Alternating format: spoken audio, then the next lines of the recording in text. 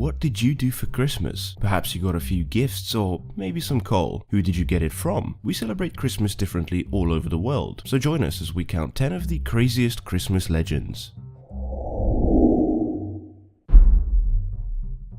Number 10. The Ogress. Forget Santa Claus and Father Christmas, in Iceland there's an ogress, 13 trolls, and a vicious cat that has the hold on Christmas. Grýla is an ogress living in the Icelandic mountains. She's a dreadful character, described as part troll and part animal, and the mother of 13 boys called the Yule Lads. Every Christmas, Grýla and her sons come down from the mountains. Grýla is looking for naughty children to boil in her cauldron, and her boys go around towns in search for mischief. Every evening for 13 days before Christmas, you should leave a shoe in your window and you will receive a gift or a rotten potato from each of the 13 Yule Lads, and that's how you know if you have been naughty or nice. Now, what about that vicious cat? The Yule cat or Christmas cat is an enormous black cat that prowls Iceland on Christmas Eve. Old Icelandic folklore states that every Icelander must receive a new piece of clothing for Christmas, and if they don't, the cat will eat anyone who doesn't follow this simple rule. Number 9. Dead Moroz and the Snow Maiden. In the Slavic countries of Eastern Europe, they have Dead Moroz, or Grandfather Frost as he's also called, and the Snow Maiden. Like the commonly known Santa Claus, he wears red, but instead of reindeers and a sled, he drives a troika, a traditional horse-drawn sled. As legend goes, Dead Moroz used to be an evil sorcerer, kidnapping children and demanding presents as ransom. However, over the years he's become nicer, and is now said to give children gifts in order to atone for his previous wickedness. His granddaughter, the Snow Maiden, also accompanies him on all his trips, helping him to give out presents. Number 8. Farmhand Rupert. Have you been good? Have you been bad? Maybe you landed somewhere in between. No worries. Knecht Rupert is here to save the day. Knecht Rupert, or Farmhand Rupert as he's also known, originates from Germany and is one of St. Nicholas's companions in the folklore. His job is to keep track of those that land in the middle of the good naughty list. He goes around asking kids if they can pray. If they can, he gives them a treat. If they can't, he just gives them some random junk. But if they refuse, he beats them with a bag of coal. So you better be naughty or nice, because being in between is not the best option here. Number 7. Tomtenisse. In Scandinavia, the legend speaks about the tomte, or the nisse, sometimes combined into Tomtenisse, and is described as a mischievous gnome or sprite. He's said to have a white beard, often with a blue or grey coat, and is accompanied by a julebok, or Christmas goat. He watches over farms and houses, keeping the people safe, and in return the families give him porridge and butter. Should you however fail to provide him with these two things, or if you don't treat him right, he will retaliate. One story says that a farm girl once played a prank on a Tomtenisse, hiding the butter at the bottom of the bowl of porridge. The Tomtenisse thought that there was no butter at all and went and killed the family's best cow. He then ate the porridge and found the butter at the bottom of the bowl. He felt so guilty that he went over to the neighboring farm, stole their best cow to make up for his mistake. All's well that ends well, right? Since then, the Tomte and the Nisse have become more and more like the American version of Santa Claus, although they are still different in some aspects. For example, he doesn't sneak into the chimney. He bangs on the door and gives out a few gifts himself, and although he might drive a sled, it does not fly. It is still a tradition to set out porridge and butter though. I guess you can never be too safe. Number 6. Belsnickel. Belsnickel is a legendary figure who is a companion to St. Nicholas in certain regions of Europe, as well as some small Dutch communities in Pennsylvania, USA. He visits children 1 to 2 weeks before Christmas, and he also creates fear amongst the children because he knows exactly who has misbehaved. He would also knock on the door or a window with his wooden stick and have the children answer some questions or sing him a song. In exchange, he would toss candy on the floor, but if the children would go too quickly for the treats, he'd beat them with a stick. Nowadays, it's more common that he gives gifts and candy to nice kids and coal to naughty kids. However, if you are really bad, he might show up himself and tell you off. Better to stay nice, I think. Number 5.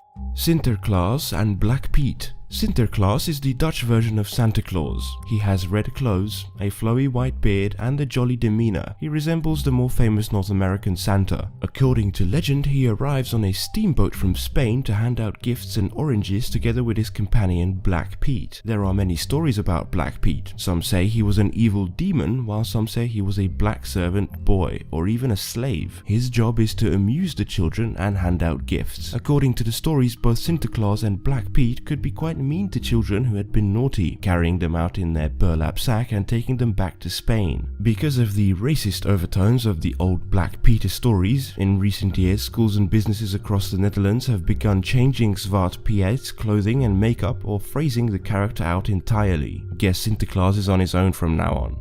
Number 4. Krampus. Krampus is one of Santa's companions in some of the alpine regions of Europe. His name derives from the German word for claw, and he's said to have horns and a long tongue that stretches out of his mouth. The legend says that Saint Nicholas gives gifts to the nice children and Krampus takes care of the naughty ones. He's described as a bloodthirsty monster who kidnaps the naughtiest children, throws them in a burlap sack, and throws them into the river. Although he's quite popular now and even celebrated, in the 1950s the government distributed pamphlets titled "Krampus is an evil man." Nowadays Krampus is portrayed a bit nicer, not looking so pure out evil, but there are still regions where the old Krampus lives, so beware. Number 3. La Befana. Similar to Santa Claus but very different in style, La Befana is a witch-like character who plays a big part in Italian traditions. Like Santa Claus, she is believed to climb down the chimney and leave the presents for the nice and ash or call for the naughty. Legend says that she's a kind woman who once gave shelter to the 3 wise men when they were en route to visit baby Jesus. They asked her if she wanted to come along, but she declined as she had too much housework to do. She later changed her mind in trying to find the wise men and the baby Jesus, but had no such luck. After this, she started to give out gifts to nice children and ash and coal to bad children as she was searching for baby Jesus. She's portrayed as an old hag on a broomstick and apparently does not like to be seen. If you try to spy on her when she comes through the chimney, she might whack you with her broomstick, so you better stay in bed. Number 2. Father Christmas. Father Christmas is the English version of Santa Claus dating back to the 17th century. He, much like Santa Claus, are based on the kind bishop Saint Nicholas, who lived and worked in what is now Turkey, giving out presents to children. Father Christmas is said to wear a green long robe with undersleeves and a white beard. He hasn't always given out gifts though. In the beginning he was seen as a spirit of good tidings and the joy of Christmas season. With time though, Father Christmas merged with Santa Claus and Sinterklaas into his more modern role as the bringer of gifts to children. He rides a sleigh with reindeers. In some countries people leave out snacks for the reindeers as well. In some regions he still wears his green robe, but the red one is a more common sight nowadays. Father Christmas is believed to live out on the North Pole, on Greenland, or in the northern parts of Sweden or Finland. This varies a bit depending on which country you visit. Number 1. Santa Claus, the most iconic version of a gift-giving jolly man in a modern time. The modern-day Santa Claus, sometimes referred to as the North American Santa Claus or simply just Santa, originates from Saint Nicholas, Father Christmas and Sinterklaas. He wears red clothes, has a white beard, gives gifts to children, and is just a merry old guy. Some people believe that it was Coca-Cola that put Santa Claus in a red suit, but it was actually not. Saint Nicholas was often wearing a red robe in the poem Night Before Christmas. He was described as a warm, friendly and jolly man. From this poem, Coca-Cola found their inspiration for their version of the modern-day Santa Claus, so you can say that Coca-Cola helped shape the image of Santa Claus, but they really had nothing to do with the color of Santa's suit. Santa Claus is said to live at the North Pole together with his elves, his wife and his reindeers. Tradition states that he gives gifts to the nice children and coal to the bad. As this is my last video for 2016, I'd like to thank each and every one of you that has stuck around to watch my crazy videos. Be assured that 2017 will see even more content coming out, and hopefully you guys will stick around for that too. Until then, have a happy new year.